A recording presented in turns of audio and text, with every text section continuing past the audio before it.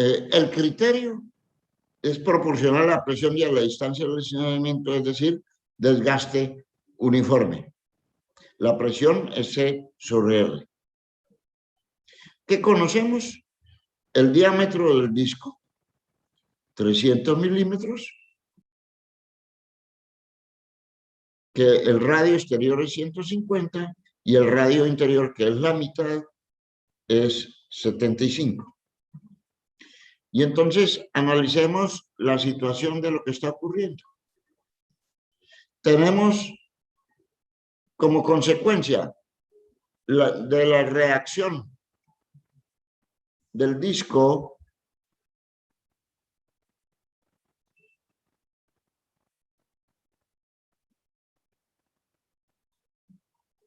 bueno, digámoslo aquí, de la presión del disco sobre el elemento flotador, se genera una fuerza F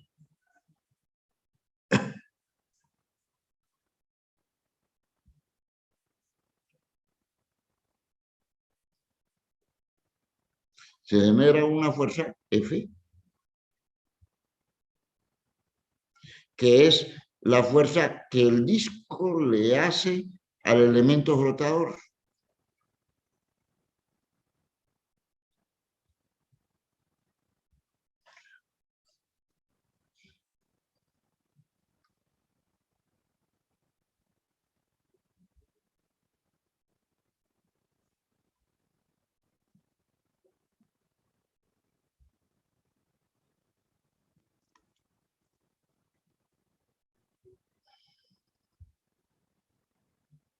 Que el disco le hace al elemento flotador. Entonces vamos a hacer momentos alrededor de este punto. Y entonces de ahí decimos 5000 por 150 es igual a F por la distancia D. Entonces debemos de calcular D.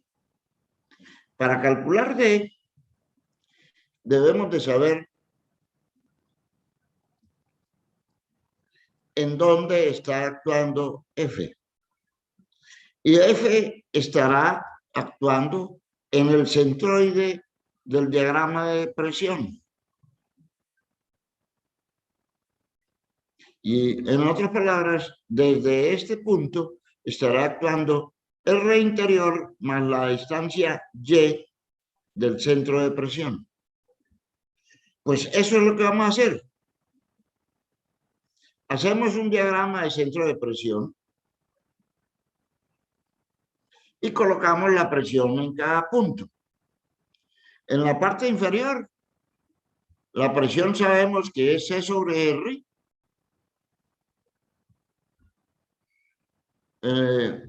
Como es C sobre R, la presión, entonces C sobre 150. Y en la parte superior, pues la presión también es C sobre R, C sobre 300. Entonces me queda un trapecio y voy a hallar el centroide del trapecio, por donde pasa la fuerza F.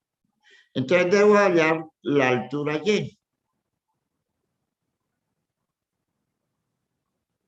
Ahora, para el triángulo, pues, ¿qué hacer sobre el particular?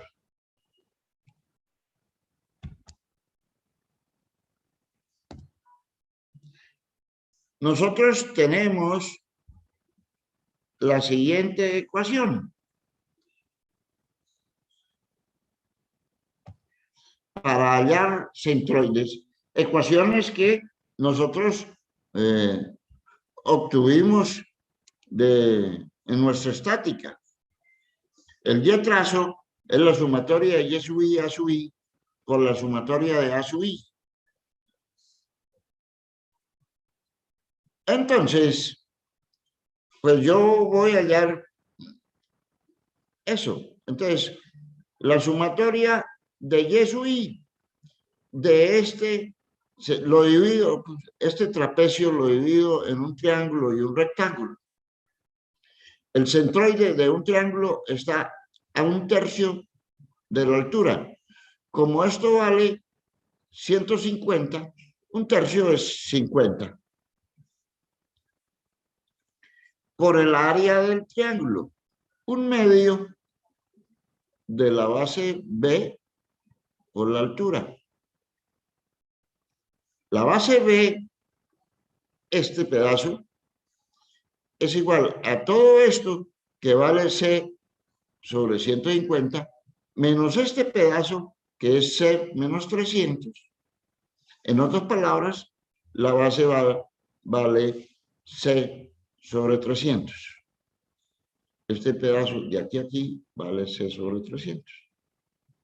Entonces, el área sería un medio de la base C sobre 300 por la altura 500. Más el centroide, como esto vale 150, la mitad es 75, por la base C sobre 300 por la altura 150 y dividido por el área total. Al hacer la operación, me da 66.67 milímetros, porque C se va aquí con C.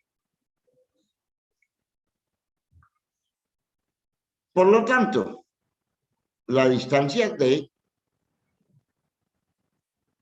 esta distancia será RI más Y trazo. Y RI vale 75, RI vale 150 más 66,67, 216,67. Ahora bien, venimos a la ecuación de la fuerza y como ya conocemos D, hallamos F, reemplazamos los valores y me da 3.451,54 newton.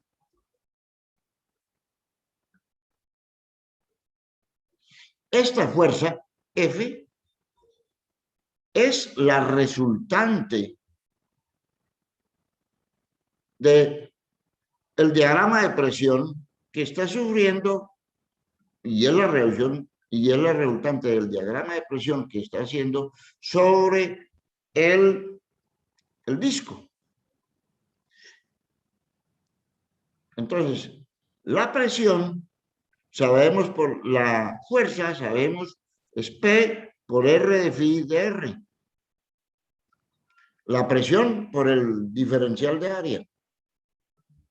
Luego la fuerza es la integral de la presión por el diferencial de área.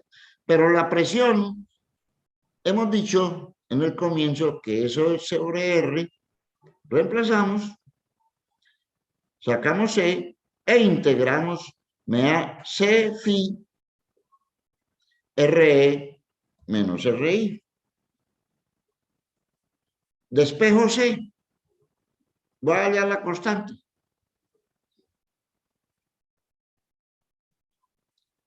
Phi debe estar en radianes. Como está en grados sexagesimales, lo transformo en radianes.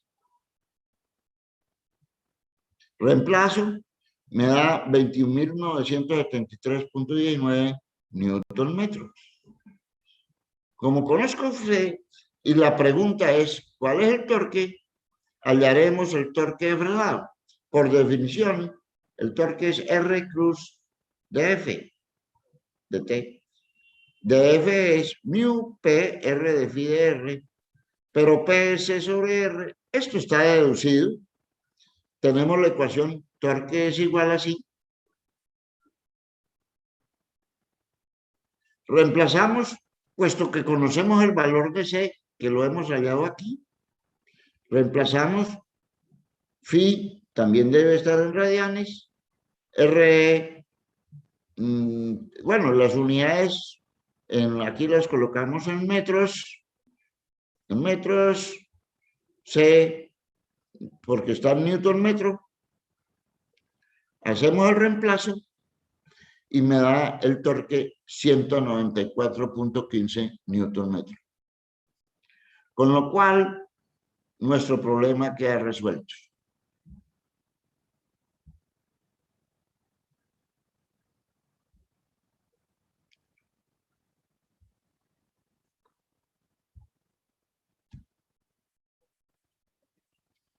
Vamos a hacer otro problema.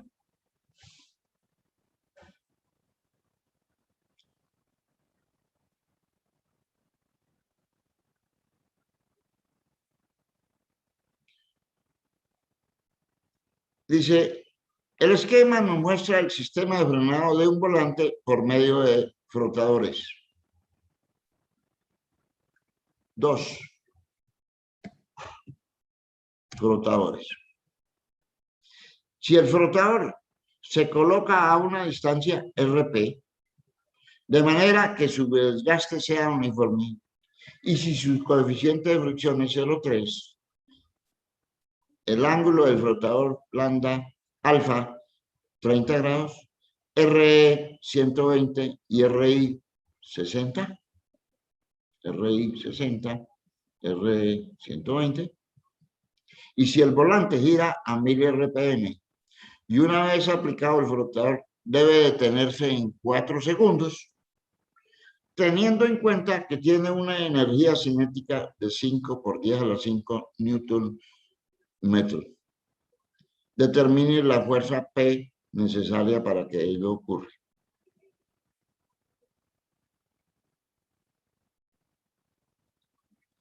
Esta energía cinética, aquí en el problema no la dan, pero normalmente hay que calcularla. Sería la energía cinética de rotación.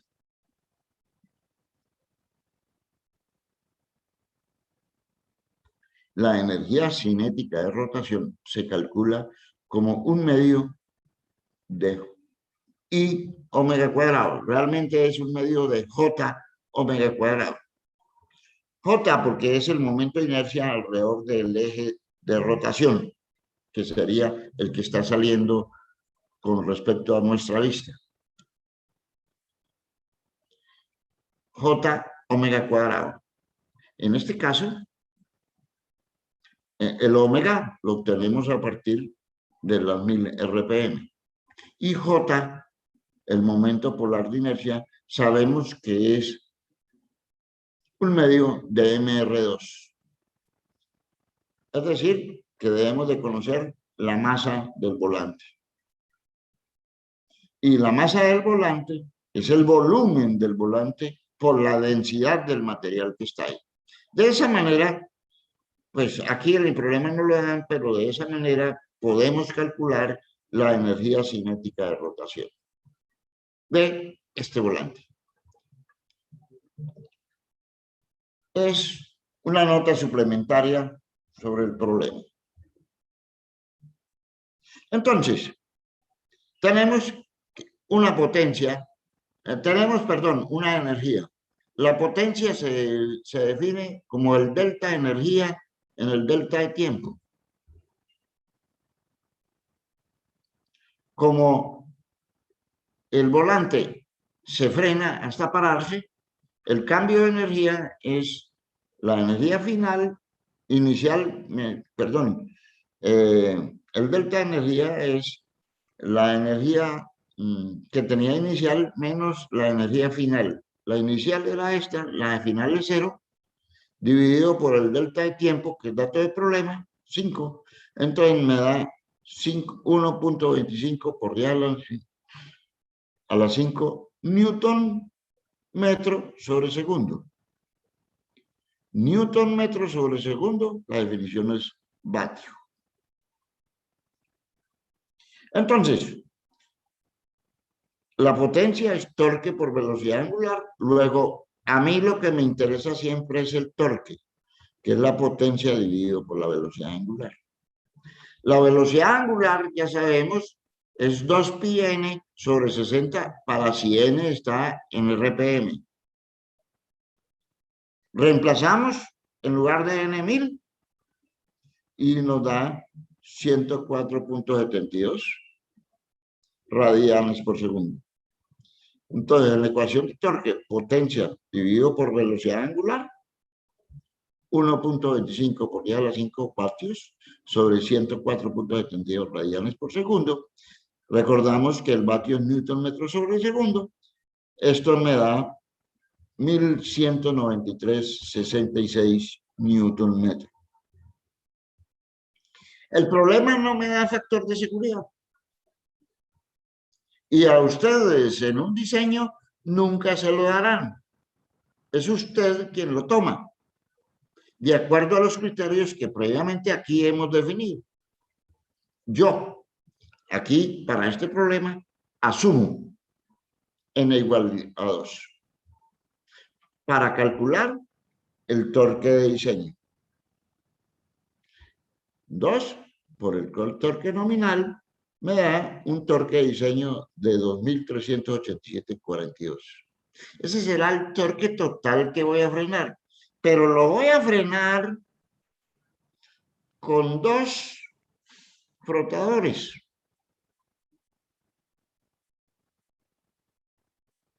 A cada uno le aplico una fuerza P. Luego, en cada frotador, el torque de frenado pues será la mitad, porque son 2. Entonces, es la mitad. Para un frotador con desgaste uniforme, la presión sigue esto. Calculamos el torque conocida la ecuación que la acabamos de deducir y vuelvo y lo deduzco. Me da así. Despejo C. Nuevamente, el C para este problema, reemplazando.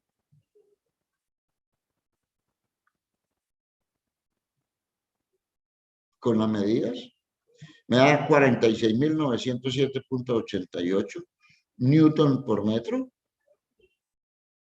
Ahora, ¿dónde está aplicado? En el centroide de la distribución de presión.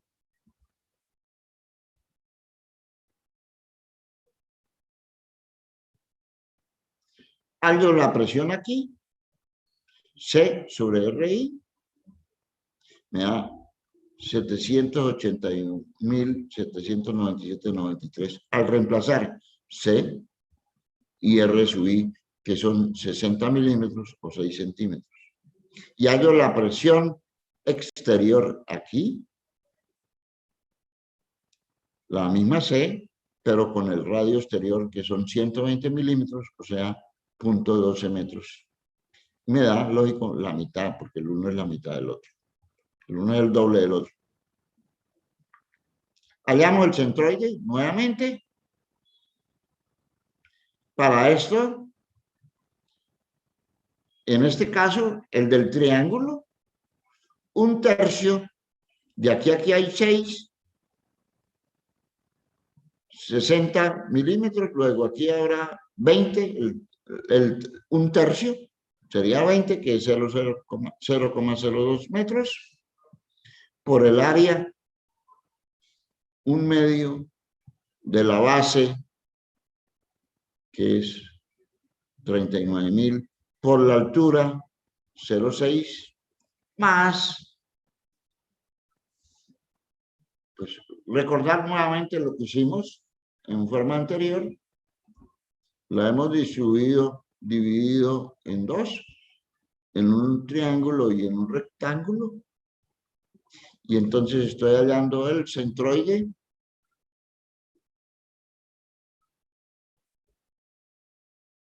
Entonces ahora el centroide del rectángulo está en la mitad, por eso es 0,03. La base, 39.000, por la altura, 0,6, sobre el área de todo eso. Y eso me da 26,7 milímetros. Luego RP es RI más 26,7. RI es 60 y más 26,7, 86,7. Por tanto, RP es 86,7. Hallaremos la fuerza requerida, que aquí se llama P.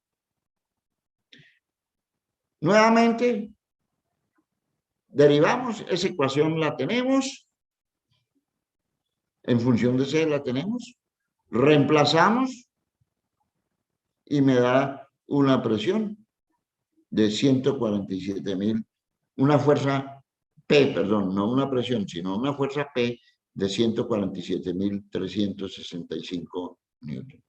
¿Qué era lo que nos preguntaban? ¿Cuál era la fuerza requerida para accionar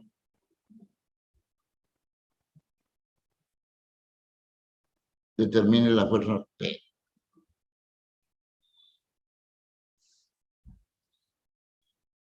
Bueno, con esto damos por agotado este tema, recordando que el parcial de este tema es el próximo martes a las 9:30 de la noche. Entonces, vamos a pasar al siguiente tema. El tema de junta y soldadura.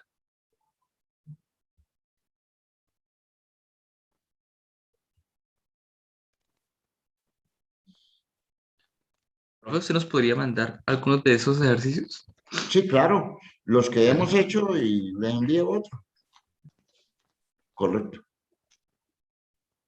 Entonces, en términos generales, nosotros en diseño 1 habíamos hablado de las uniones. Las uniones que se clasificaban básicamente en dos grandes grupos. Las uniones desmontables y las uniones permanentes. Las uniones desmontables, como cuñas, chavetas, acoples, etcétera, pero también las uniones con pernos y las uniones permanentes. Le habíamos dicho las soldaduras básicamente y los ajustes forzados. De los ajustes forzados se habló en diseño 1, lo mismo que se habló de cuñas, pasadores, etcétera.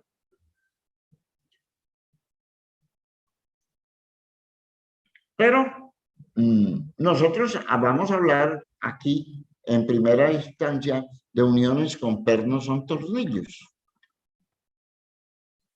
¿Sí? Ya hemos definido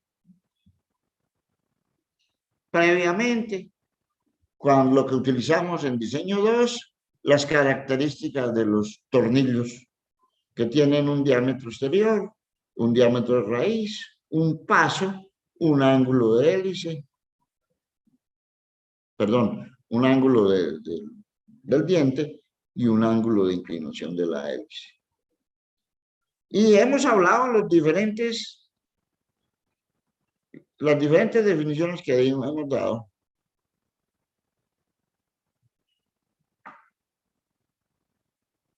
Que los están normalizados, ahí tenemos una foto que ya la hemos analizado cuando hablamos de tornillos de potencia, y tenemos los diferentes tipos de rosca, rosca aguda,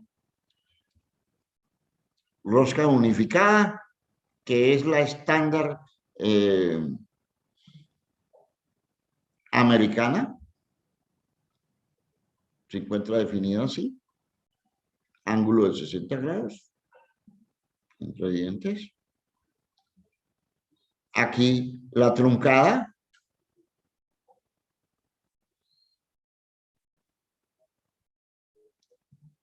la rosca ACME, de la cual ya hablamos, para tornillos de potencia, la rosca cuadrada también de la cual hablamos, la rosca trapezoidal que tiene esta forma está normalizada así, etc. Pues en términos de los tornillos, cuando vamos a hacer las uniones, debemos de perforar los agujeros y hacer los tornillos.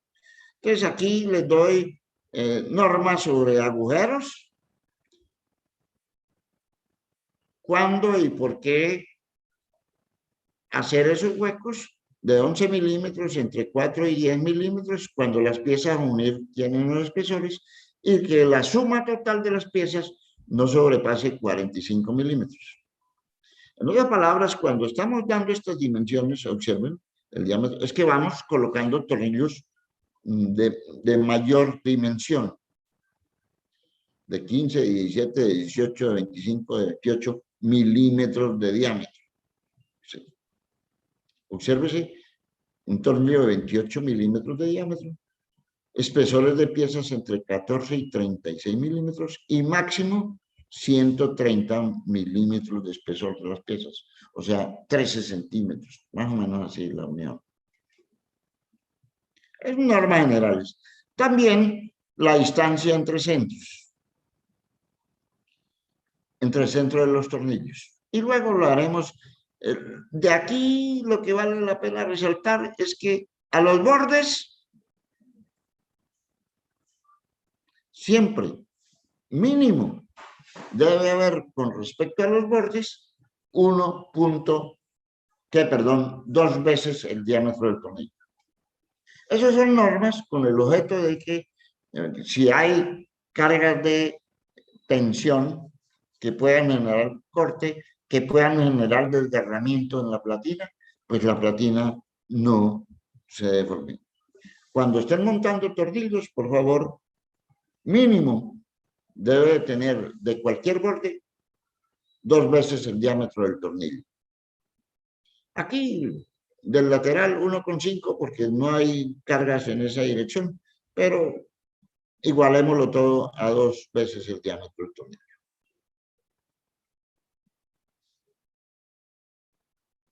Esto es para que lo lean, tornillos calibrados, tornillos de alta resistencia, etcétera. ¿Cómo hacerlo? Es información, por favor, léanla. Yo lo que sí me va a detener es en la norma SAE, que ya la habíamos tocado, que se clasifica del 1 al 8, en la medida en que se avanza en el grado SAE, que es la norma americana de la industria automotriz. Vemos que los tornillos se clasifican del 1 al 8 y en la medida que se avanza, el tornillo tiene más resistencia. En la norma SAE, el grado 1 son los aceros comunes y corrientes, el 1010, etc. El 2 es un poquito mejor y la misma norma lo especifica qué tipos de materiales son los que podemos utilizar dependiendo del grado para la fabricación de los tornillos. Lógico, el grado 8 son aceros de alta resistencia, como se ve en cuanto hace a la resistencia última, a la resistencia a la referencia, y aquí también nos da un valor que llamamos resistencia a la prueba, que tiene importancia en el cálculo que vamos a realizar. Esto en las normas SAE y los estándares en los cuales se fabrican. En la norma métrica, ya habíamos hablado de ello, los tornillos se clasifican por números, 4,6, 4,8 hasta 12,9. En la medida que crece el número, son materiales de más alta resistencia. Esto es el equivalente en el sistema métrico a la norma SAE. Aquí también está el rango en que se fabrican los tornillos en milímetros, M para indicar que es métrico, la resistencia última, la resistencia a la referencia y la resistencia a la prueba. Tablas, ¿sí? En cualquier libro. En el libro de Alfredo Pará, en el Hernán Rojas sí no lo tiene, pero en Harvard, Chile, Norton, en cualquier parte están esas tablas. Porque son normas que se utilizan. Todos los tornillos están normalizados. Un tornillo, por ejemplo, de 5 milímetros, tiene unas características que están en tablas, que más tarde lo veremos. Ahora bien, cuando tenemos un tornillo con un diámetro exterior y un diámetro de raíz, que eso está normalizado, con el diámetro exterior ya tenemos el diámetro de raíz, tenemos el área. Entonces, queremos saber cuánto carga de tensión soporta el tornillo. Sutton and Rudwire produjeron esta ecuación. El esfuerzo de tensión del diseño de un tornillo es E por el área de raíz elevado a la 5/12.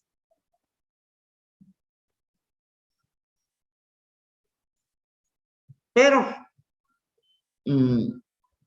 5/12 es casi decir 6/12, o sea, un medio. Aquí, en lugar de área de raíz, se calcula con el área equivalente o área de tensión, como se quiera. A su vez, en los tornillos vienen en tablas. Pero si no vinieran, se puede calcular con el diámetro equivalente, el área del diámetro equivalente, donde el diámetro equivalente es el diámetro de raíz más el diámetro medio sobre 2. Ahora bien, esta constante C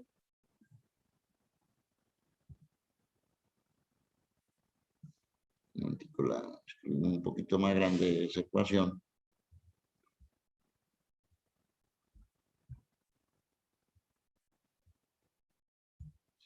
Esa constante C,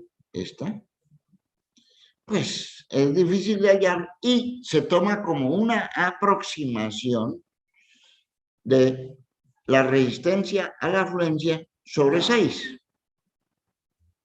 Si en lugar de C escribimos eso, bueno, por el otro lado, la fuerza sobre el tornillo sería el esfuerzo por el área. Y si reemplazamos el esfuerzo, esta ecuación que está aquí por el A sub S, la ecuación me queda así.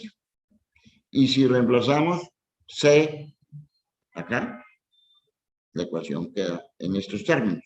F sub B, que es la carga sobre el tornillo, será la resistencia a la fluencia del tornillo por el área de tensión elevado a las 3 medios dividido por 6. Esta ecuación es válida para diámetros de tornillos menores o iguales a 3/4, o sea, menores o iguales a 19 milímetros. Pero como hay tornillos mayores de ese, entonces esa ecuación se modifica y será 0,4 de S sub I por A sub S para diámetros mayores de 3/4, o sea, mayores de 19 milímetros. Esta será la fuerza de tensión que resiste un tornillo de un material determinado. Lógico, el material es un material especial para tornillos, que está clasificado en las normas AE o en las normas métricas que nos definen los tipos de materiales que se usan para fabricar tornillos. Ahora bien, cuando los tornillos son pretensionados, es decir, que previamente, antes de cargarlos, digamos, lo hemos pretensionado antes y eso o se ha cargado antes, se han apretado previamente antes de aplicar la carga externa. Y ese criterio de pretensión se utiliza cuando vamos a trabajar en juntas. La junta es la unión de dos o más elementos que se encuentran unidos a través de un tornillo, que es lo suficientemente fuerte para soportar las cargas que están actuando. Cuando yo tengo una junta que están unidos dos elementos unidos por un tornillo, al apretar el tornillo,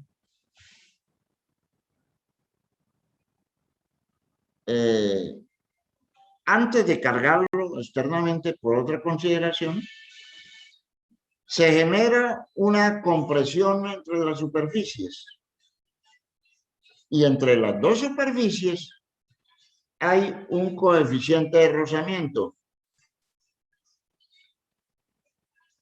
Por tanto, si aplicáramos una carga en la dirección de la superficie, el rozamiento impediría que esa carga la soportara el tornillo, siempre y cuando esa carga fuera inferior a la carga de rozamiento generada por la fuerza aquí de unión. Y nosotros sabemos que la fuerza de rozamiento es el coeficiente de rozamiento por la carga de compresión, que sería la carga que está de apriete de los tornillos. La fuerza de rozamiento es el coeficiente de rozamiento entre los dos materiales por la fuerza que están aplicando los tornillos. En realidad lo que tenemos es lo que nos muestra este esquema. Dos elementos unidos por un tornillo,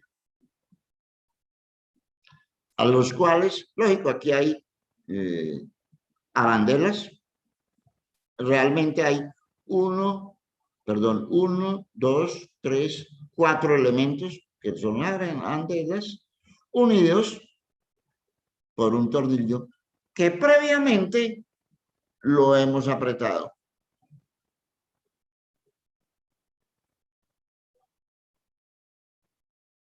Lo hemos apretado. Como consecuencia de ese aprete, aquí hay una presión entre estas superficies y se puede generar, en el evento de que coloquemos una carga exterior acá, una fuerza de rozamiento que será Fs. Supongamos hemos apretado ese tornillo que tiene un diámetro de raíz, un diámetro exterior, un diámetro medio y un diámetro equivalente. Y ese tornillo, una vez apretado, lo sometemos a una carga externa.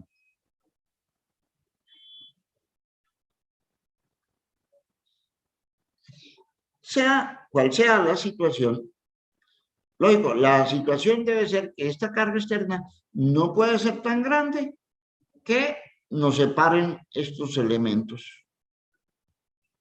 Luego lo veremos cuáles serían esos valores. Como consecuencia, en cualquier instante, el tornillo con sus tuercas le está haciendo una fuerza sobre la junta, así, que será igual a la fuerza total que está soportando el tornillo en ese instante.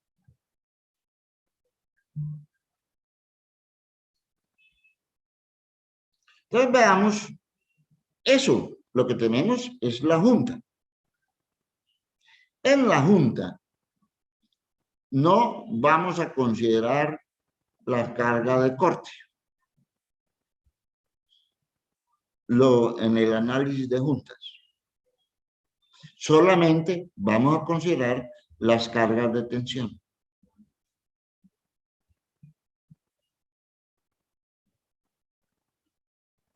¿Por qué se utiliza la junta? Porque tiene sus ventajas. Entonces,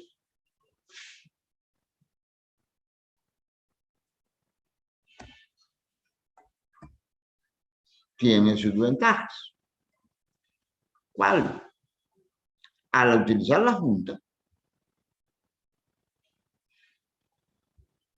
se aumenta la vida del tornillo.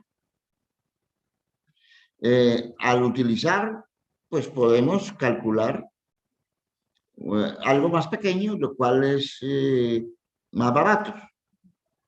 Y entonces analicemos lo que ocurre ahí, juntas a tensión. Veámoslo aquí.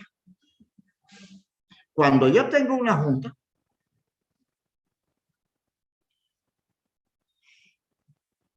sobre el tornillo que tiene una determinada longitud, por efecto de la carga, el tornillo se me deforma. Entonces, el tornillo se comporta como un resorte, es decir, se estira. ¿Cuánto? Depende de la carga externa y depende, lógico, de las secciones. Aquí, esta es la cabeza del tornillo y esta es la tuerca, en esta gráfica. Como ven, aquí, para este tornillo, tenemos 3 secciones. 1, 2 y 3 secciones con áreas diferentes, que tienen longitudes diferentes.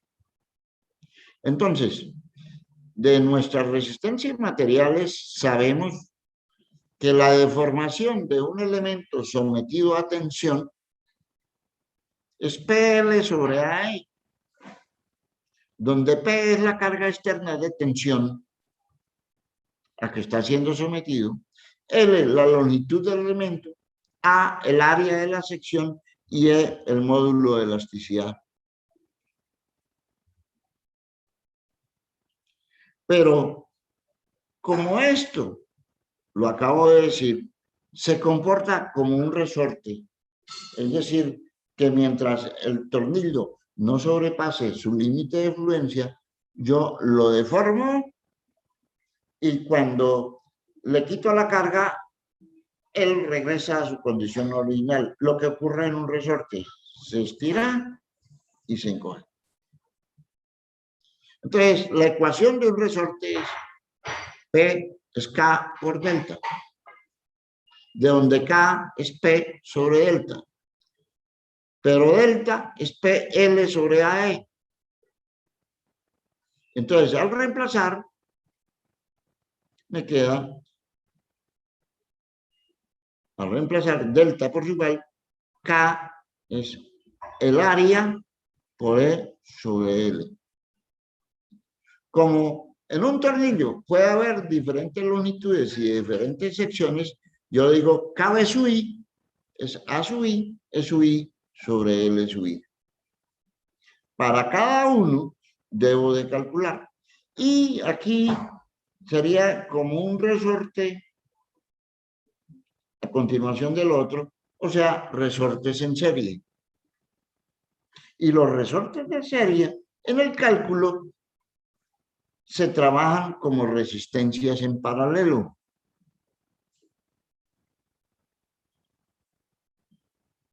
Como las resistencias eléctricas en paralelo. Recuerden cuando vieron ustedes por allá en electricidad. En paralelo. Entonces, y en paralelo se calculan así.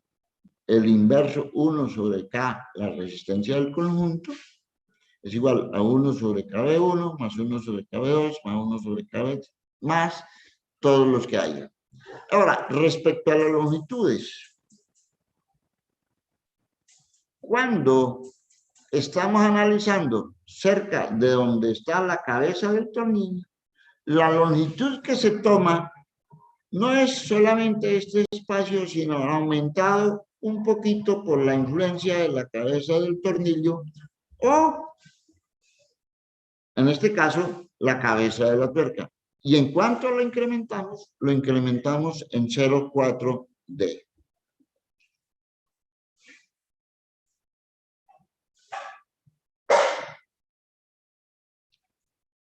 ¿Queda claro eso? ¿Sí o no? Entonces la incrementamos en 0,4D en la parte donde esté o la cabeza del tornillo o la tuerca. En los demás, sí es lo que tiene ahí. Eso en cuanto hace al tornillo. lo cual nos permite calcular la constante del tornillo. Ahora vamos a analizar lo que pasa a los elementos que están ahí, como el sándwich,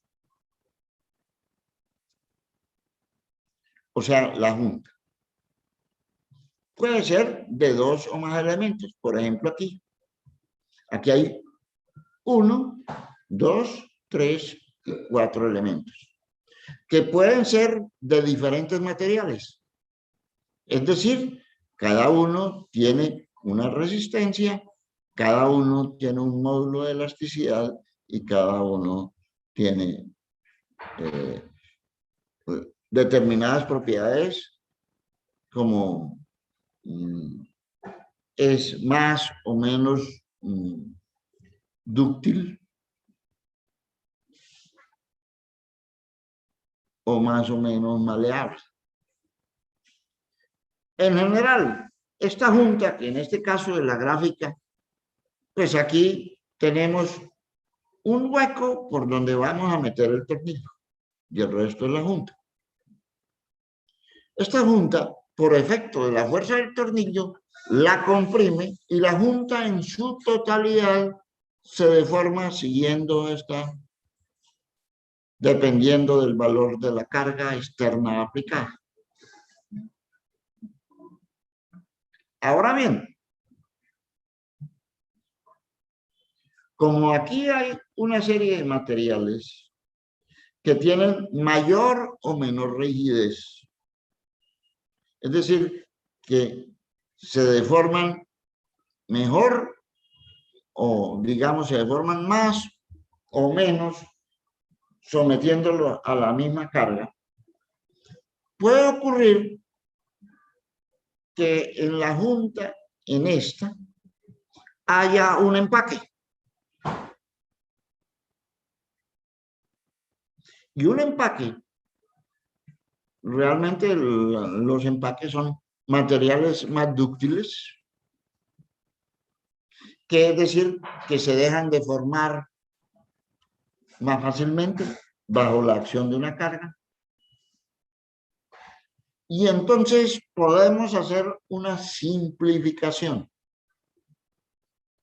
diciendo que la deformación total de esta junta, en el evento de que haya un empaque lo suficientemente blando, ojo, un empaque lo suficientemente blando, el K de la junta es aproximadamente igual al K del empaque. ¿Por qué? Porque el empaque es el que se ha deformado bastante comparativamente con la deformación de los otros materiales que son muy rígidos. Y entonces, en ese evento, el K de la junta es igual al K del empaque. Pero nuestro problema es cómo hallamos el K en general de una junta. O sea, la constante de deformación de todos los elementos de la junta. Es decir, la pendiente de esta recta. Porque la junta, de igual manera, se comporta como un resorte. Entonces, de igual manera, se comportan como resortes en serie que se calculan como resistencias en paralelo y entonces calculamos así. Pero el problema que tenemos es cómo calculamos la constante de cada uno de estos materiales. Caso 1, caso 2, caso 3, etc. Cada del empaque que debemos de calcular para hallar la totalidad de la junta. He dicho que en el evento de que haya aquí un material en el empaque sea lo suficientemente blando, este se deforma y podemos decir que el K de la junta es únicamente igual al K del empaque. Luego veremos cómo los calculamos. Métodos de cálculo. Lógico, para calcular las deformaciones necesitamos el área de compresión. Hay un método que es bastante conservativo, que es el que ahorita vamos a analizar. Y consiste en que consideramos un área de compresión igual a un cilindro de diámetro exterior igual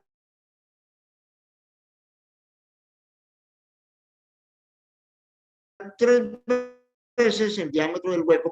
El área de compresión sería el área del cilindro exterior menos el área del hueco. En este modelo matemático, para todos los elementos, estamos considerando así. Entonces,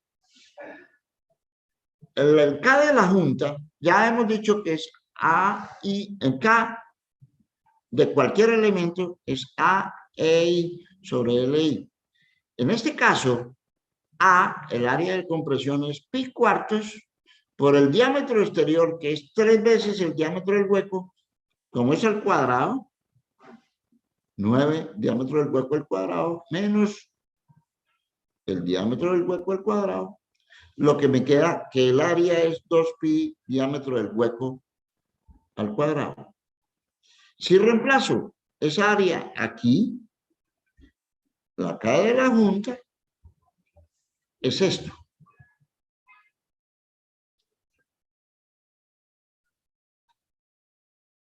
Démosle un poquito de mayor tamaño.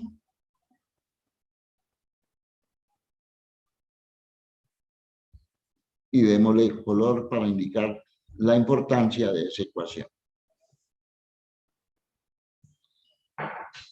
La podemos calcular así, para cualquier elemento. Como ustedes ven, en esta gráfica yo tengo aquí una zona en verde. Eso es para indicar, aquí quiero indicar que si hay en esa zona hay un empaque, el K total de la junta lo puedo hacer aproximadamente igual al K de este empaque. De lo contrario, para cada uno de los elementos constitutivos de la junta, debo realizar el cálculo. Para este elemento, el superior, le aplico la ecuación diámetro del hueco menos E del material del 1 dividido por la longitud de 1. Para este aplico la ecuación, para otro aplico la ecuación y finalmente hallo el resultante. He dicho que si hay un material que hace de empaque, que es lo suficiente blando, que se deforma bastante, el K de la junta es aproximadamente igual al K del empaque que hemos calculado aquí. De lo contrario, hay que hacerle. Este sería un modelo matemático.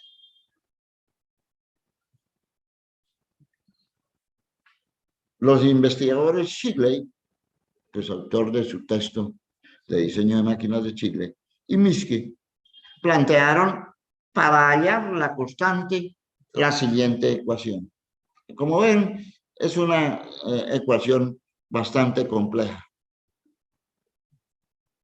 donde está en función del módulo de elasticidad, del diámetro del hueco y la tangente de un ángulo.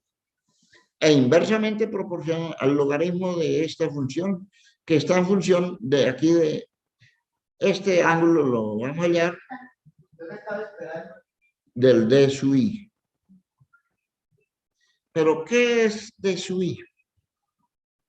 Porque D sub C es el diámetro del hueco. Aquí desconocemos alfa F y D sub I para poder reemplazar en esta ecuación. Entonces, vamos a ver qué es D sub I y qué es alfa F. Bueno, conocido el valor tal, aplicamos la misma ecuación. Entonces, aquí tenemos una junta.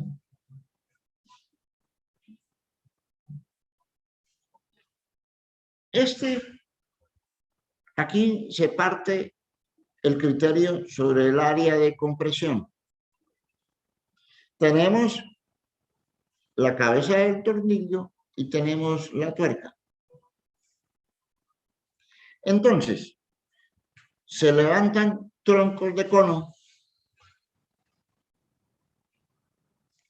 desde la cabeza del tornillo y la cabeza de la tuerca con un ángulo aquí de 30 grados.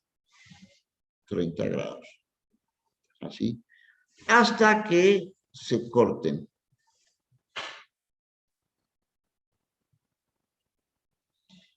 Normalmente, la cabeza de los tornillos, el diámetro de la cabeza de los tornillos, el diámetro exterior, está normalizado por acuerdos internacionales. Es 1.5 el diámetro nominal del tornillo. Es decir, esto es 1.5 el diámetro nominal del tornillo. Entonces, por ejemplo, aquí vemos que aquí hay un diámetro y aquí donde termina el material hay otro diámetro.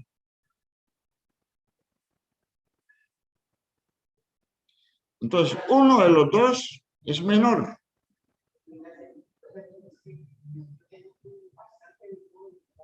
Evidentemente, es el diámetro de la cabeza. Ese es el D sub I. D sub I es el diámetro, el menor diámetro en donde está ese material. Aquí estamos de ese material que tiene una distancia de sub I. En este, el menor entre este diámetro y este otro, que podemos calcular y ver cuál es el menor. Aquí, por la gráfica, por lo que se ve, el menor es el de aquí, comparando para este material. Entonces, en esta ecuación,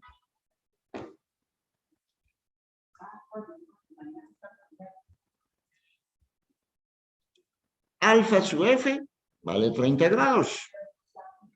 Y D sub I es el menor diámetro en el elemento constitutivo de la junta. ¿Queda claro? ¿Sí o no? Sí, señor. Sí, pero Entonces, el resto de datos son conocidos. Luego, eso nos permite calcular el K de cada uno de los elementos, siguiendo el modelo de cálculo de Chile y Mischke. 3.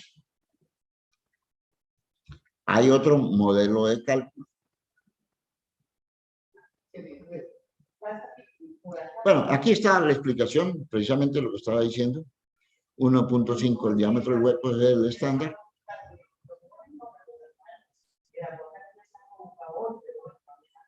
Por ejemplo, en la parte superior, el menor entre este diámetro y este es este. En este elemento, el menor entre este y este, la menor es este.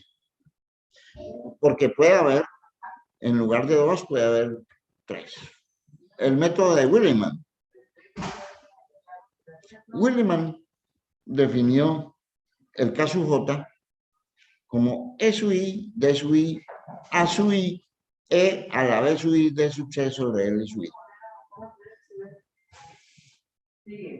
Donde E sub I es el módulo de elasticidad del material que forma la junta. D sub I es la menor dimensión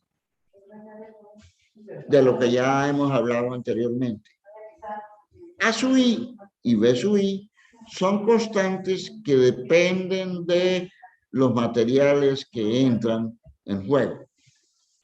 Los diferentes textos traen una tabla y yo aquí anexo la tabla que trae Hanro, que es esta tabla, donde dependiendo del tipo de material constitutivo del elemento de la junta, acero, aluminio, cobre, hierro fundido, estos son los más comúnmente utilizados, nos da una serie de datos, relación de Poisson, módulo de elasticidad, casi nosotros lo utilizamos es el 2.1, el A sub I y el B sub I para cada tipo de material, que es los valores que entran aquí. Por tanto, lo demás es conocido. L sub I, como en la junta, son las longitudes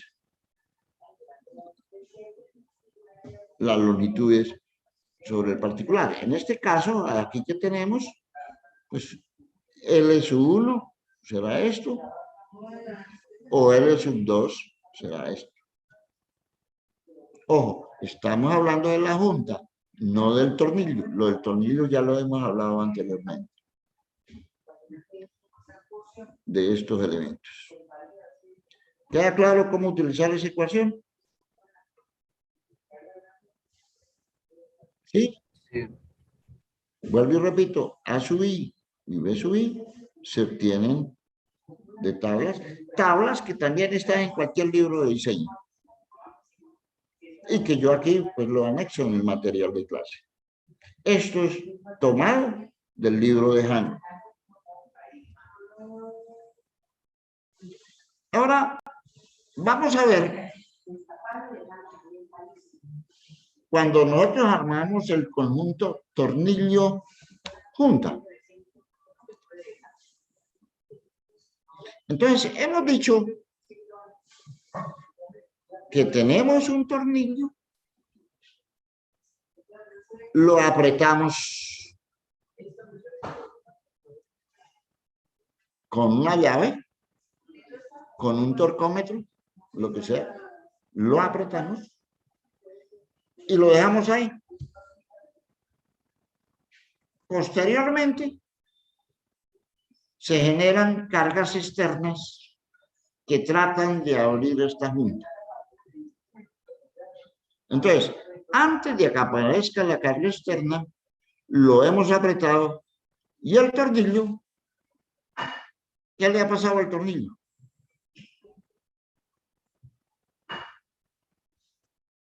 Se comprime. El tornillo se comprime. ¿Qué le ha pasado al tornillo? Se deforma, como lo hemos dicho. Hemos calculado la deformación, PL sobre AE. Se deforma cierta cantidad por acción de una carga que, esa carga que le damos por nuestro apriete, la llamamos a llamar precarga o F sub I. Y lógico, los materiales que están aquí de la junta, ¿qué les pasa?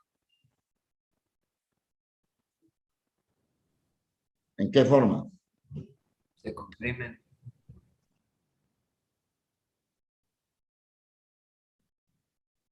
O sea, se comprimen. La parte interior se comprime y la de afuera se estira.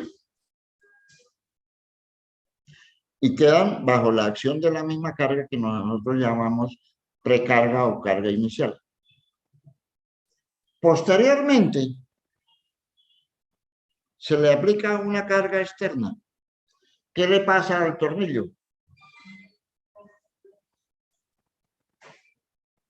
Se estira. Se sigue estirando. ¿Y qué le pasa a la junta? A estos materiales que están en el interior. También la parte interior se estira, ¿no? O sea, deja ¿Se de estar comprimen más o menos? Ah, no, perdón, se comprime más. ¿Qué le pasa a esto?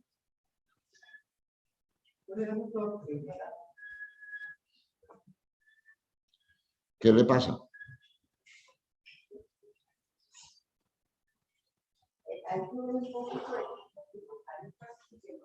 Esto es como si fuera un sándwich que está comprimido. Si yo estiro el elemento, el sándwich ya trata de abrirse porque le quito carga. Entonces, también se deforma, pero al contrario, recuperando su forma inicial. Pues eso es lo que vamos a ver en la gráfica siguiente. Entonces, si graficamos, por un lado, hacemos un diagrama de la carga aplicada contra la deformación. Entonces, donde hemos dicho que el tornillo tiene una constante. Entonces, en el diagrama carga contra deformación, recuerde que F es K por delta. Luego, K, que es la constante, es F sobre delta. Entonces, esta línea es el valor de la constante del tornillo.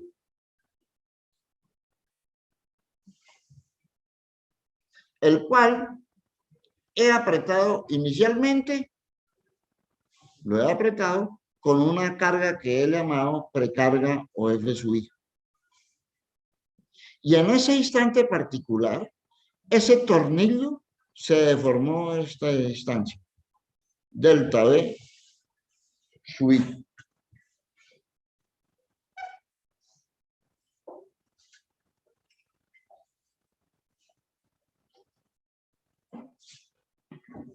En ese instante se está deformando esto.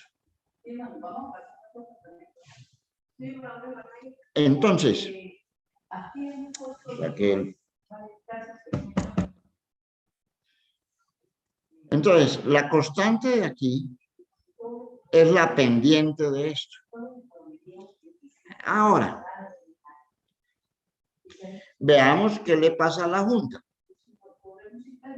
La junta está aquí y entonces se deforma por compresión.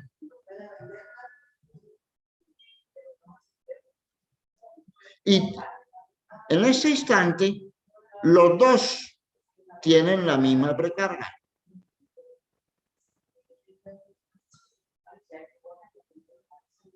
En ese instante, esto es la precarga y este es lo que se deformó por compresión de la junta. En ese instante, cuando lo hemos apretado, sencillamente, los dos materiales tienen esta carga. Posteriormente, vamos a aplicar una carga externa. Supongamos que sea esta, la carga externa, que está, lógico, entre el valor, entre las dos pendientes. Va a depender. Entonces, esta, y entonces la carga externa, al tener la carga externa aplicada, el tornillo que estaba con F sub I ahora quedó con este valor por efecto de la carga externa aplicada. Pero la junta que tenía este valor F sub I ahora quedó aquí. F de junta.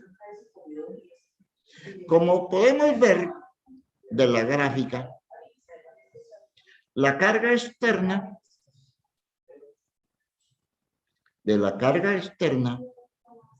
parte de la carga externa se va hacia el tornillo y parte de la carga externa se va hacia la junta. Esa es la ventaja, que el tornillo no recibe la totalidad de la carga externa aplicada. Ahora bien, ¿qué ocurre cuando yo aplico esta carga externa? El tornillo que tenía esta deformación ahora pasó aquí.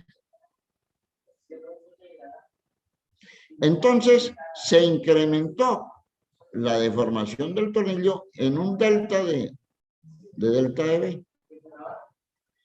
Y la junta que estaba aquí, ahora pasó aquí. En ese instante podemos ver que por efecto de la carga externa, el incremento de deformación del tornillo es igual al decremento de la deformación de la junta.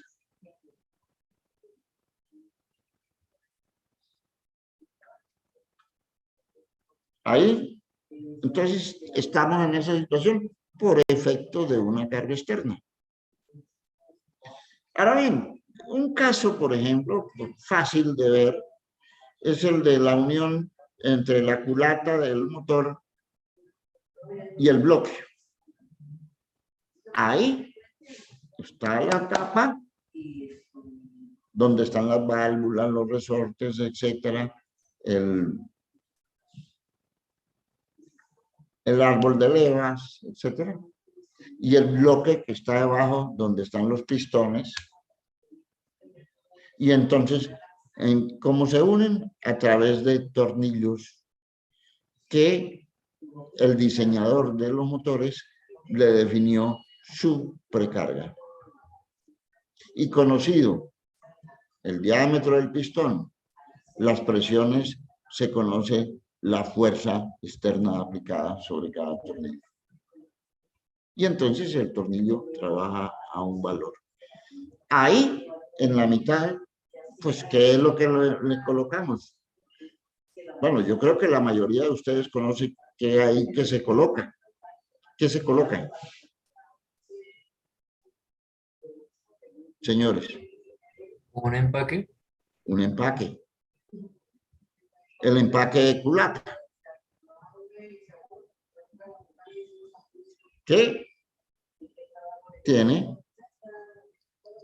una constante del empaque, que es, ese empaque normalmente es un sándwich construido por unas láminas en cuyo interior hay corcho o otros materiales que resisten la temperatura y sufren deformación.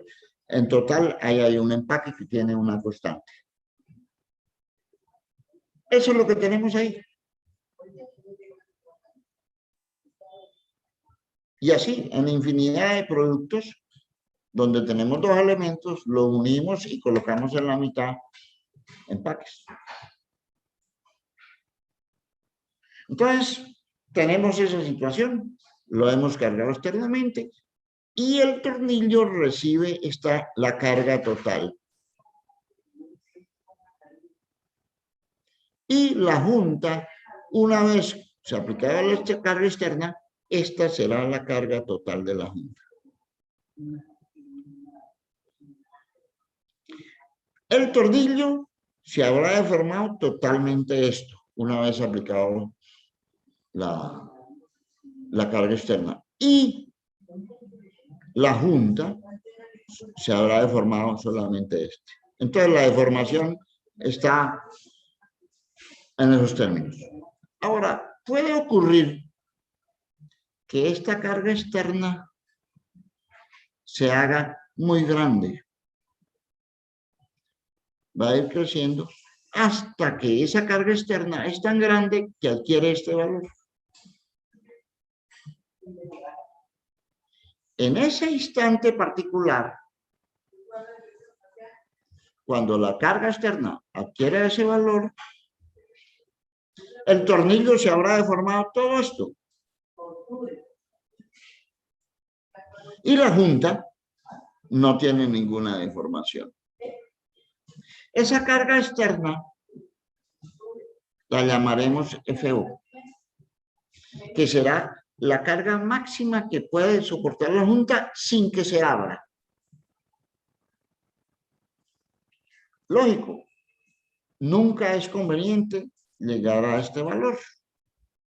Entonces debemos de garantizar que la junta nunca llegue a este valor, porque en ese instante la junta deja de ser junta, porque toda la carga la absorbe el tornillo, y eso no es lo que queremos. Entonces, esto que he explicado aquí, lo vamos a traducir a ecuaciones.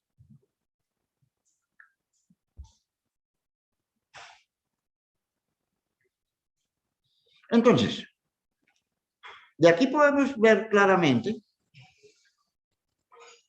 que FB es F sub I más delta FB. Y F sub J es F sub I menos delta FJ. También podemos ver que la constante, que es la pendiente, será F sub I menos delta B sub I. Y K sub J es F sub I menos delta FJ. Las dos constantes.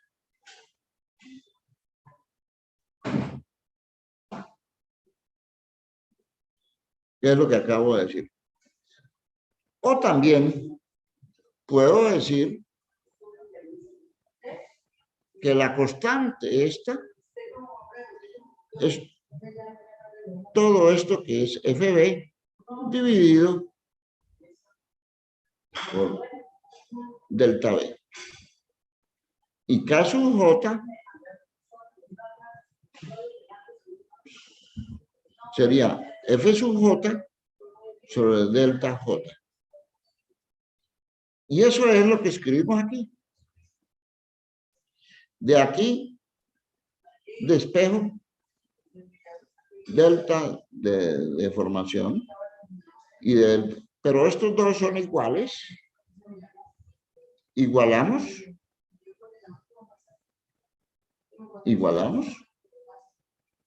Despejamos delta FJ y reemplazamos en la ecuación.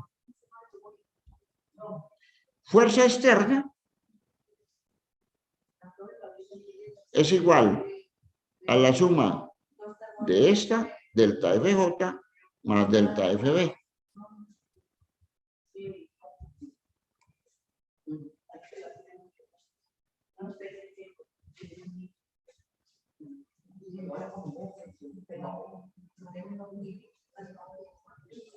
Vamos aquí.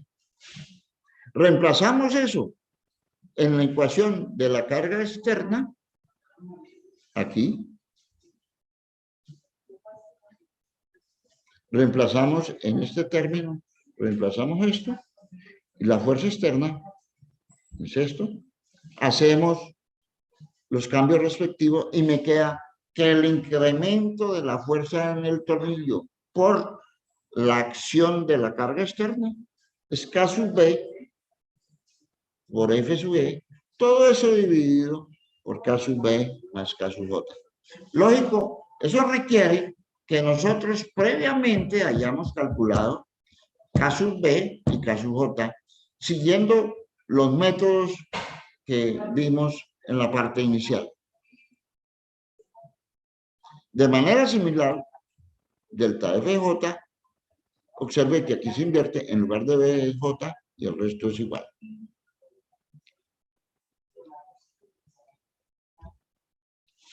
Ahora bien, FB es igual a F sub I más delta FB.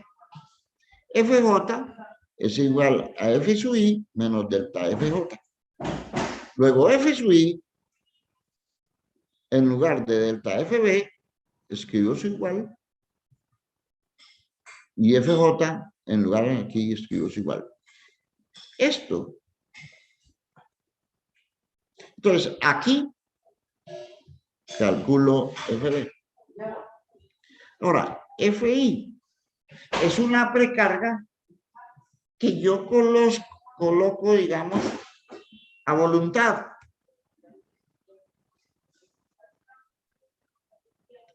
Pero, ¿cuánto vale? No está en la voluntad. Va a depender de varios criterios. Entonces, ¿cuánto vale F sub I para poder calcular F sub B? F sub B es la carga de tensión sobre el tornillo. Lógico, este F sub B tiene que ser menor o igual al F sub B que calculamos inicialmente, que es el que resiste el tornillo, que era S sub I sobre 6A ese es a la 1 medio, a la 3 medios, si era menor de 3/4 de pulgada o de 9 milímetros, o 0,4 SSUI por A sub S, si era mayor de 19 milímetros o de 3/4. Entonces, F sub I va a estar dentro de un rango, dentro de un valor mínimo. ¿Y qué nos pide el valor mínimo? El valor de la precarga debe ser tal que la carga externa no me vaya a abrir la junta. Porque si me abre la junta deja de funcionar. Entonces, lo primero que debo definir que F sub 0, perdón, que F sub E nunca podrá ser igual a F sub 0. Nunca. En otras palabras, F sub 0 será un factor K amplificador, que llamaremos aquí Q, que multiplica a F sub E.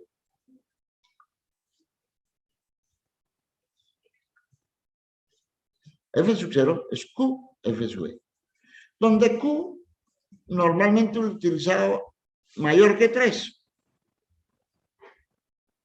En lo posible hasta 2, pero podría ser más de 2. Entonces,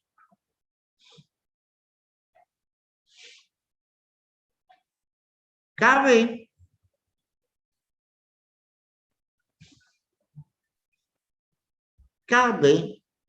la pendiente de esta recta también es F sub 0 dividido por todo esto, o sea, delta B más delta J. F sub 0 dividido por delta B más delta J, que es la pendiente.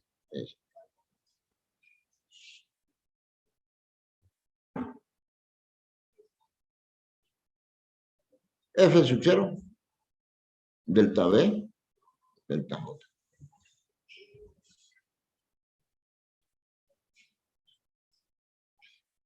Pero de donde cabe es F sub delta B y F sub, reemplazando aquí, bueno, aquí despejamos F sub 0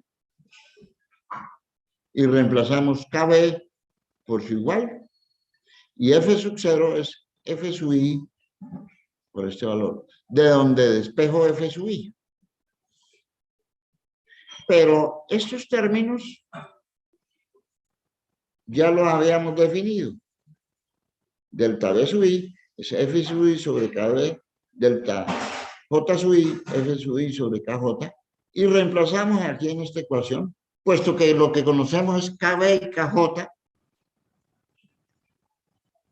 reemplazando F sub 0 es igual a este, de donde despejo F sub I en función de F sub 0. Pero F sub 0 es Q veces F sub E, porque lo que me interesa es cuál es el valor de F sub I en función de la carga externa. Por tanto, F sub I me queda con esta ecuación. Esta será la fuerza de precarga mínima que se requerirá para que la junta no abra. Mínima. Para que la junta no abra con la carga externa F sub E. Como hay un mínimo, debe haber un máximo. Entonces, la máxima es 0,9 de S sub P por A sub S.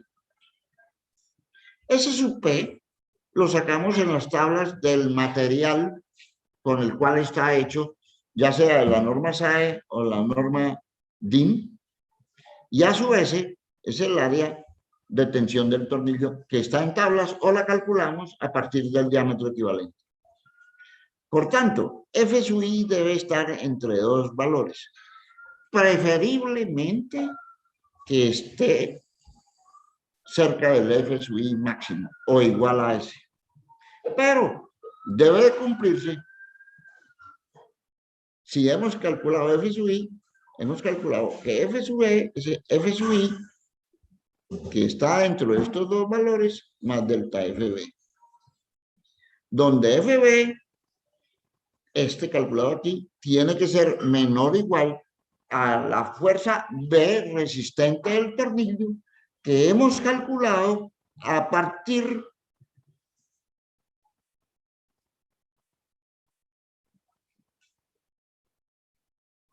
de esta ecuación.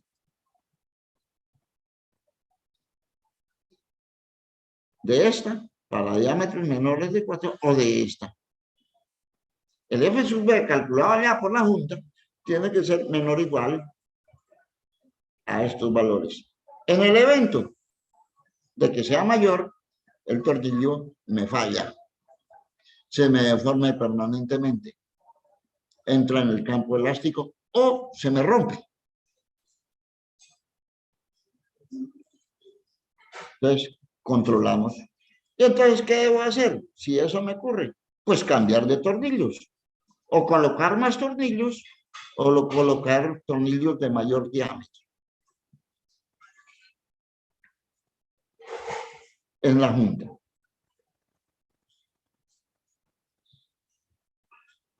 ¿Entendido ahí? ¿Hasta ahí? Señores.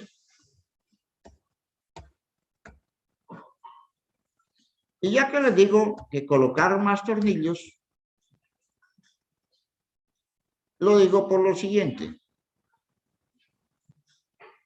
Recuerden que cuando dijimos que había unas normas sobre las distancias entre tornillos, supongamos que tengo esta Junta. Y aquí internamente hay una presión P. Y esta Junta es circular, que he visto en la parte superior. Aquí está lleno de tornillos ubicados simétricamente todos a un radio determinado, a una distancia que voy a llamar P de paso, igual para todos. Entonces, una recomendación sobre cuál es el paso que debe haber. Para presiones de aquí, menores de 200 psi o 1,38 megapascales, tómese el paso entre 3.5 y 7, no mayor de 7. ¿Por qué no mayor de 7? Porque la distancia entre aquí y aquí es muy grande y por efecto de la presión podría flectar y el gas salir por aquí. Por eso se recomienda que no mayor que 7. Pero para presiones mayores de 200 psi, el paso entre 2.5 y 3.5. ¿Por qué no menor de 2.5? Porque puede ocurrir que aquí, bueno, está la tuerca, la cabeza del tornillo. Recuerde que la cabeza es 1.5 veces el diámetro del tornillo. Entonces, de aquí a aquí hay 1.5 veces si pegáramos las dos tuercas. Pero yo necesito que haya un espacio, pues yo no, se requiere que haya un espacio para poder ahí meter la copa o las herramientas o la llave para poder apretar esos tornillos. Entonces, por eso es esta recomendación de 2.5. ¿Entendido? ¿Entendido, señores? Sí, señor. Bueno, finalmente, debo decir lo siguiente. Que cuando nosotros le damos la orden al operario, el operario tiene que hacer lo que nosotros hemos calculado. Porque de nada sirve que nosotros calculemos unas deformaciones, etcétera, una precarga, etcétera, si él no hace lo que nosotros le decimos. Recuerde que en el cálculo hasta ahora nosotros hemos calculado que el tornillo tiene una fuerza externa F sub B y que nosotros lo hemos apretado antes de la carga con una precarga F sub I. Entonces, este señor, ¿cómo hace para darle la precarga? No hay equipos para medir eso. Lo que sí hay son torcómetros. ¿Qué son torcómetros? Equipos para medir los torques aplicados. ¿Ustedes conocen los torcómetros? Creo que la mayoría no, pero ¿lo conocen? ¿Alguien lo conoce? Lo mismo, torcómetros o torquímetros. ¿Los conoce?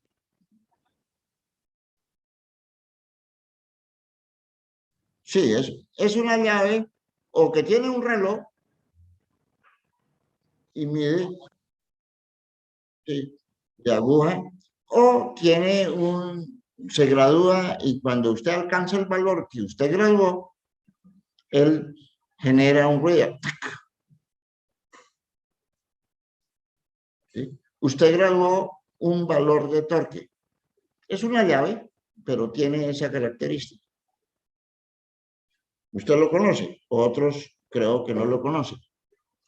Entonces, nosotros lo que sí podemos decirle al operario, dice, apriéteme ese tornillo hasta con este torque. Y él, en la tuerca, mete el torcómetro, lo calibra y cuando suena, ahí se queda.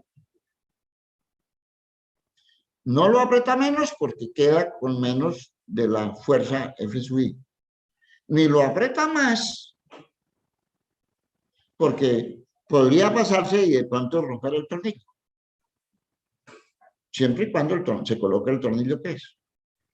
Entonces, nosotros debemos de calcular el torque, que se calcula de manera similar al torque de subida en tornillos de potencia. Y que en un resumen de esto decimos, el torque de precarga es 0,2, la precarga que nosotros queremos por el diámetro nominal o exterior del tornillo cuando se aprieta en seco. O el torque 0,15 F sub I de cuando el tornillo está lubricado, cuando se está apretando existiendo lubricación. De esta manera, nosotros le entregamos al operario, dice, apriéteme esos tornillos con este torque. ¿Entendido? Y con ese torque garantizamos la fuerza de precarga para que la junta funcione como teóricamente nosotros hicimos el análisis matemático en un papel. ¿Queda claro? ¿Sí o no? Sí. Vale. Una norma, eso ya los operarios lo saben, ellos suena, lo pasan un poquitico, digamos, sonó, lo tiran un poquito y luego lo devuelven.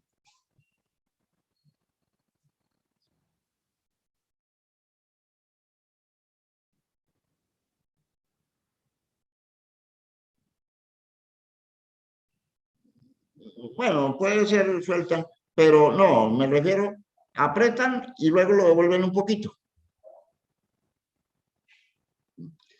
¿Por qué lo devuelven un poquito?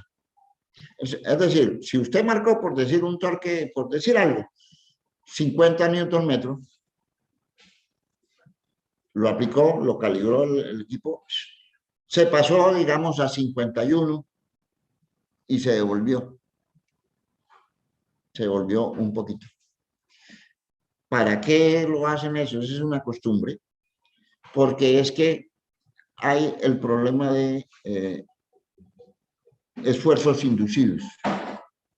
Torsión. Cuando yo voy apretando, estoy generando una torsión induciendo aquí y quedan esfuerzos residuales. Entonces lo devuelvo un poquito para que esa tensión residual se elimine y el tornillo funcione mejor y esté menos cargado sin tensiones residuales. Esa es la razón por la cual el mecánico, pues ellos lo hacen y no saben por qué, pero esa es la razón. Porque alguien les dijo hagan eso y da buen resultado para eliminar las tensiones residuales. ¿Entendido? Entonces, hacemos eso. Hasta aquí trabajamos el tema de juntas. Ahora vamos a hablar de uniones. Las uniones también es una especie de junta, pero ya las cargas externas son multilaterales, multiaxiales. Aquí, en la junta, estábamos hablando exclusivamente de cargas de tensión.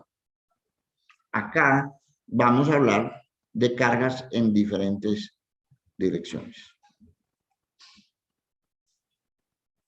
Y vamos a analizar la siguiente situación.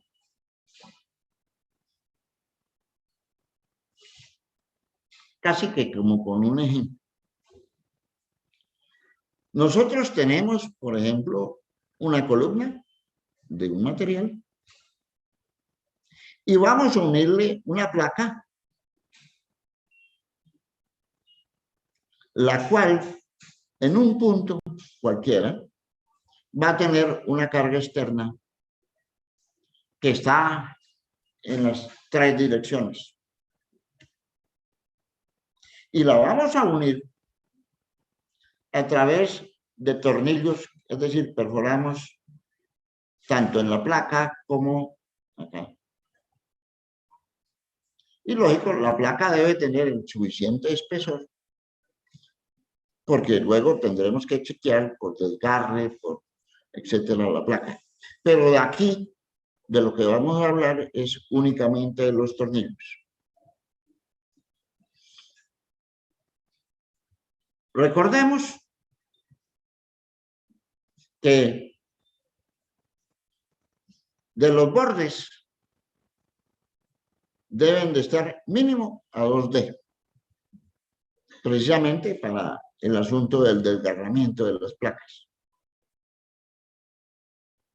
Y nosotros podemos formar una distribución, la que queramos, colocando tornillos. Yo aquí, para explicar, coloqué una distribución, digamos,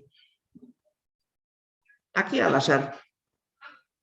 Pero la costumbre es una distribución que sea simétrica.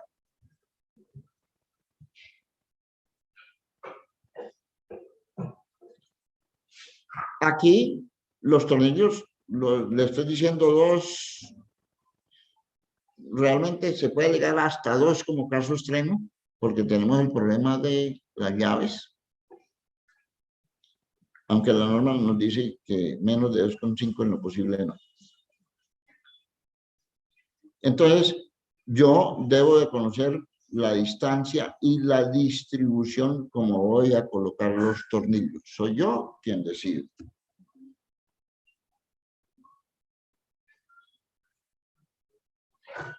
Pero aquí tomé una distribución cualesquiera, conociendo, eso sí, el ancho de la placa y el ancho de la columna, para que poder colocar en esas dimensiones la cantidad de tornillos que considere yo necesario.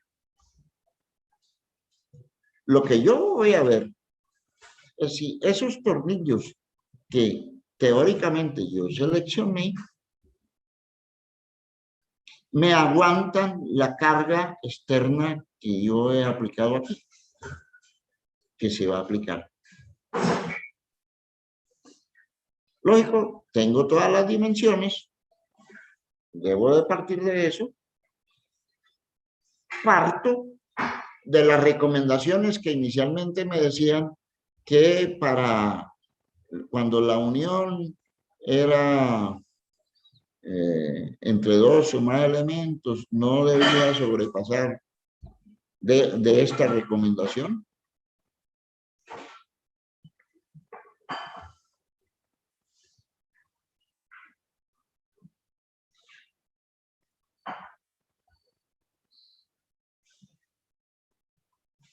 Parto de esta recomendación, donde está la tablita, de esta, dependiendo de los espesores de las piezas, que sumado, cuál sería el diámetro del agujero y cuál sería el diámetro del tornillo. Es decir, para hacer el agujero, de tal manera que el tornillo por ahí entre. Esas serían las recomendaciones que debemos de tener sobre el particular para definir el diámetro del tornillo.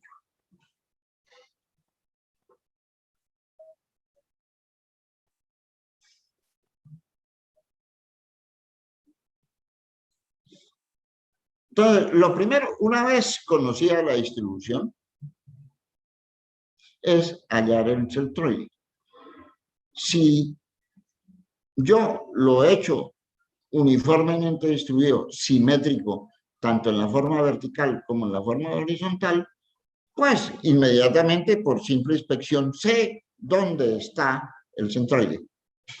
Pero en el evento de que no, como en este caso, yo aquí, para efecto de la explicación, voy a asumir que el centroide esté aquí, en el cruce. Lo cual me significa que con respecto a un marco de referencia, voy a hallar esa posición. El marco lo puedo ubicar en cualquier sitio. Mi costumbre, por facilidades, lo coloco en el inferior izquierdo.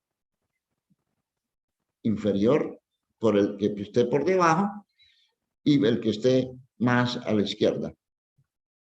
Y todas las dimensiones, todas las posiciones, pues las puedo referenciar con respecto a ellos.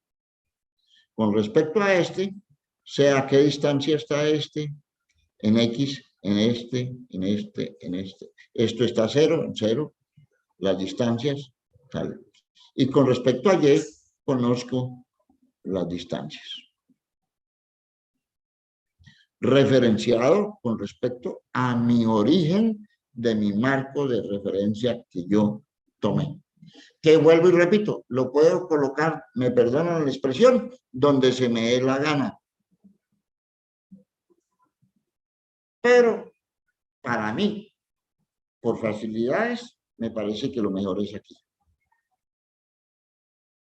Entonces, con eso, nosotros tenemos nuestra ecuación. X trazos, la sumatoria de X sub I por A sub I, sobre la sumatoria de A sub I, y Y trazo, con lo cual podemos determinar este punto. Si podemos determinar ese punto, y lógico, sabemos dónde está la carga, podemos hallar el vector que va desde el centroide al punto de aplicación de la carga. ¿Es claro? ¿Es claro? ¿Sí o no? Sí. Bueno, entonces tengo el vector, porque tengo mi origen, que será el centroide de esta distribución. Y puedo trazar el vector que va desde el origen, desde el centroide, hasta el punto de aplicación de la carga externa. Esté donde esté. Si está aquí abajo, pues será el vector allá. Si está en la mitad, donde esté. Donde este es la fuerza externa, que es un vector que puede tener componentes en X, Y, Z, como lo dibujo aquí. En X, Y y Z. Ah, porque mi marco tiene X, Y Z saliendo. X, Y y Z. Puede tener en una, en dos o en tres direcciones. Aquí, en términos generales, yo lo coloco en tres direcciones. Entonces, ¿qué hago?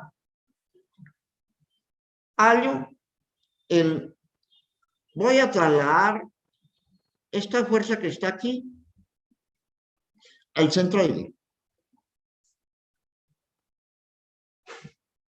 ¡Pum! La traslado. Pero al trasladarlo, para que sea una carga equivalente, se me genera un momento. Entonces, traslado la fuerza aquí y se me genera un momento. Un momento en el centroide, que será R cruz F. Como se define el momento. Entonces, R tiene que estar en sus componentes y F en sus componentes. R cruz F, que me dará un momento en X, positivo o negativo, un momento en Y, positivo o negativo, y un momento en Z o en K, como se quiera decir, positivo o negativo.